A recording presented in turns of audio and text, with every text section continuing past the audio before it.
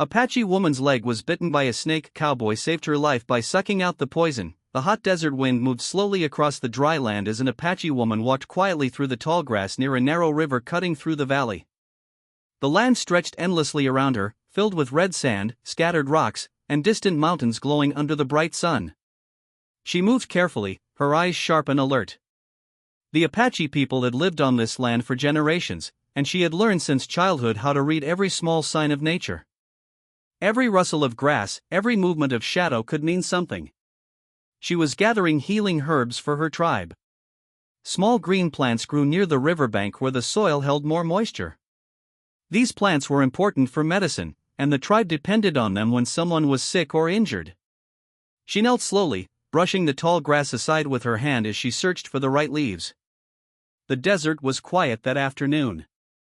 Only the distant cry of a hawk echoed through the sky. As she reached down toward a cluster of plants, something suddenly shifted beneath the grass. Before her mind could even understand what it was, a snake struck out with lightning speed. Its sharp fangs sank deep into her leg. She gasped and instantly pulled back, falling onto the ground. The snake quickly pulled away, its dark body sliding between the rocks before disappearing into the dry grass as silently as it had appeared. For a moment she lay still, shocked by the sudden attack. Then the pain came. A burning sensation spread quickly from the bite on her leg. She lifted her dress slightly and saw the 2 small puncture marks already beginning to swell. Her heart began beating faster as she realized the truth. The snake had been venomous. She had seen such bites before in her tribe, and she knew how dangerous they were.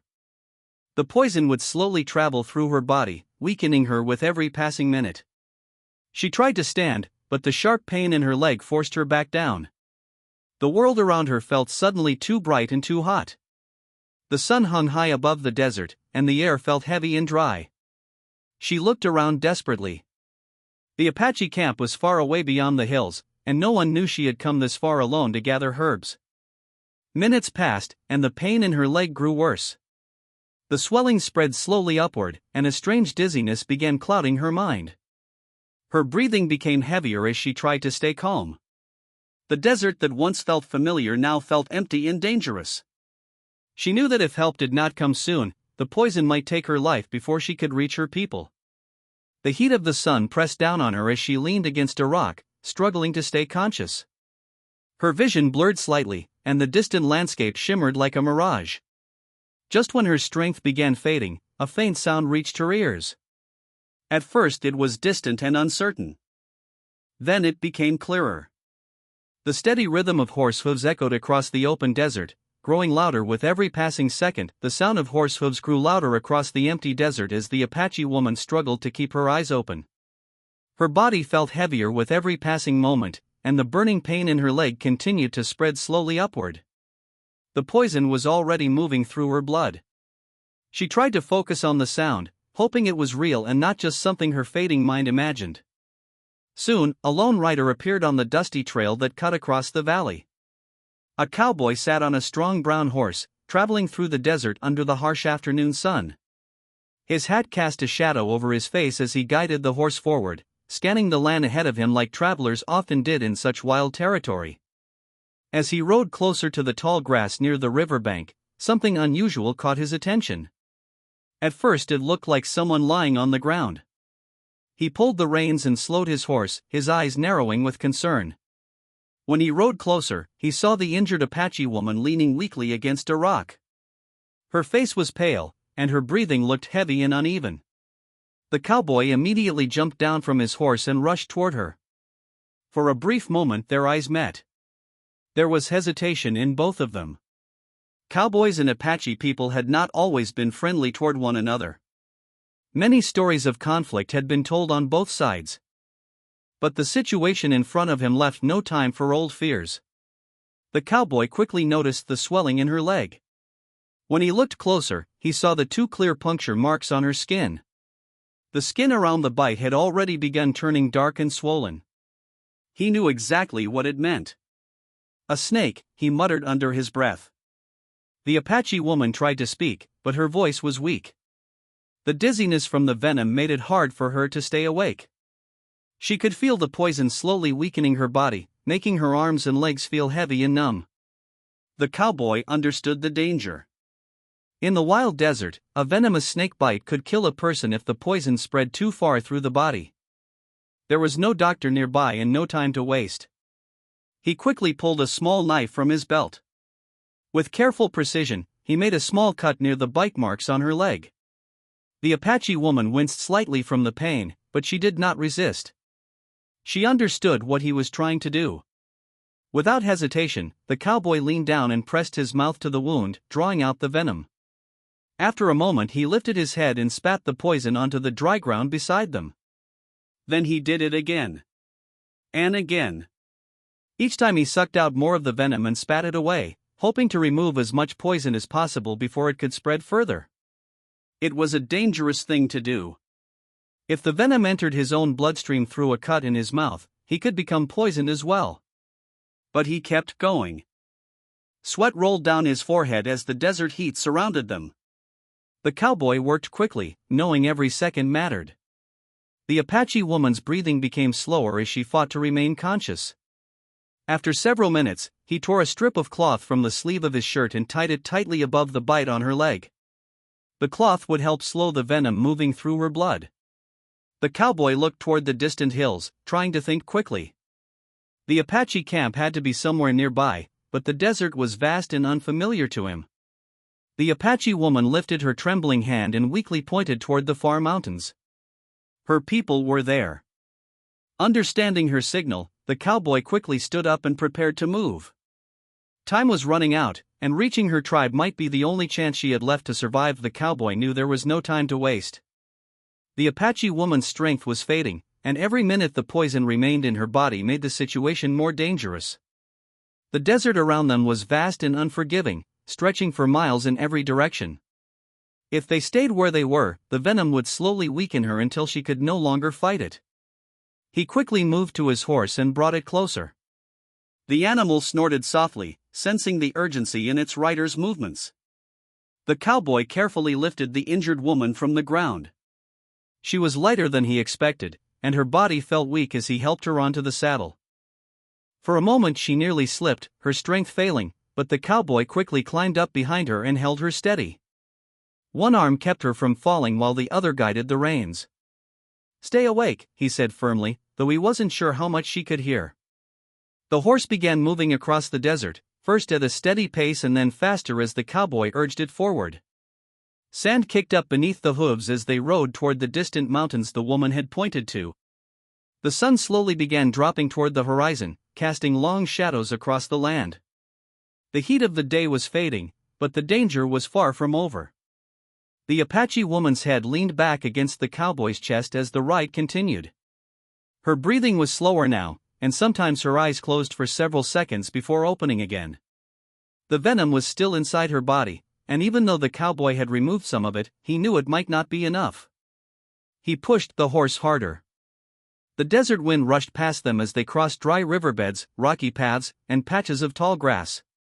The cowboy's eyes searched the horizon again and again, hoping to see some sign of the Apache tribe. Minutes felt like hours.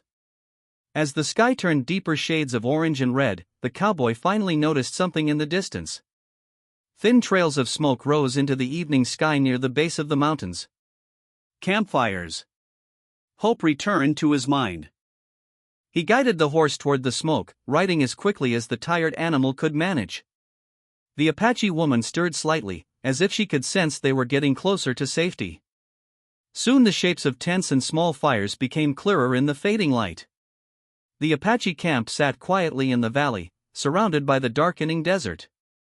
But the moment the horse approached the edge of the camp, several Apache warriors noticed the rider.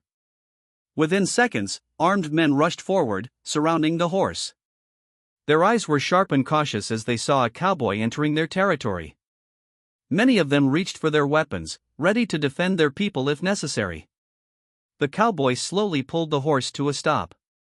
He knew one wrong move could turn the situation dangerous. Carefully, he raised one hand to show he meant no harm. Then he gently supported the Apache woman and helped her slide down from the horse. The moment her feet touched the ground, one of the warriors recognized her. A shout quickly spread through the camp as others rushed forward.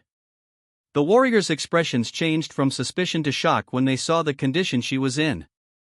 An older Apache healer quickly pushed through the crowd and knelt beside her. He examined the bite on her leg closely. The swelling was clear, and the marks of the snake's fangs were easy to see. But then the healer noticed something else. The small cut near the wound. He looked up slowly at the cowboy, realizing what the stranger had done to save her life. For a few tense seconds, the entire camp was silent as the warriors waited for the healer to speak. The desert night had fully settled over the Apache camp as the injured woman was carefully carried into one of the tents. The air had grown cooler, and the glow of several campfires flickered softly across the valley. Shadows moved along the ground as members of the tribe gathered nearby, speaking quietly among themselves about what had happened. Inside the tent, the Apache healer worked quickly. He carefully cleaned the wound on the woman's leg and examined the swelling that had spread around the bite. Several women from the tribe brought bowls filled with crushed herbs and medicinal plants. These plants had been used by the Apache people for generations to treat injuries and sickness. The healer gently placed the herbal mixture over the wound and wrapped the leg tightly with cloth made from soft animal hide. The strong scent of the herbs filled the tent as the treatment continued. The woman lay quietly, still weak but breathing more steadily now. The poison had not spread as far as it might have if the cowboy had not acted quickly in the desert. Removing some of the venom had slowed the danger, giving the healer a chance to fight the rest with the tribe's medicine. Outside the tent, the cowboy stood near one of the campfires. The flames crackled softly as sparks rose into the dark sky. Several Apache warriors stood nearby, watching him carefully. Their expressions were serious and cautious. A cowboy entering their camp was not something that happened often, and old memories of conflict were not easily forgotten. The cowboy remained calm, keeping his distance and showing respect. He knew he was a stranger among them, and the only reason he had been allowed to stay was because he had brought the injured woman back alive. Time passed slowly. The desert night grew quieter, and the stars appeared one by one across the wide sky above the mountains. The cowboy waited patiently, wondering whether the woman would survive the bite. After what felt like hours, the flap of the healer's tent finally opened. The older Apache healer stepped outside, his face calm and thoughtful. Several warriors quickly gathered around him, waiting for news. For a brief moment, the healer looked toward the cowboy who stood near the fire. Then he spoke clearly. "She will live." A quiet wave of relief spread through the camp. The tension that had filled the air slowly faded. The tribe members understood how close she had been to death, and they also understood that without the cowboy's help, the outcome might have been very different. A short time later, two Apache women helped the injured woman step slowly out of the tent. She was still weak, and her leg remained wrapped with medicine and cloth, but she was able to stand. When her eyes found the cowboy, she paused. For a moment neither of them spoke. In the desert earlier that day, they had been strangers from different worlds. But now something had changed. She slowly nodded to him with quiet gratitude. Soon the Apache chief stepped forward from the crowd. His presence commanded respect as everyone around him stepped aside. The chief studied the cowboy carefully for a moment before speaking. "You saved one of our people," he said. The cowboy simply nodded, not seeking praise. The chief then gestured toward the fire. "Tonight, you are a guest in our camp." For the first time since arriving, the warriors lowered their guard completely. Food was brought to the cowboy, and a place by the fire was offered to him. Under the quiet desert sky, the story of the cowboy who had saved an Apache woman from a deadly snake bite began to spread through the tribe, a story that would be remembered long after that night.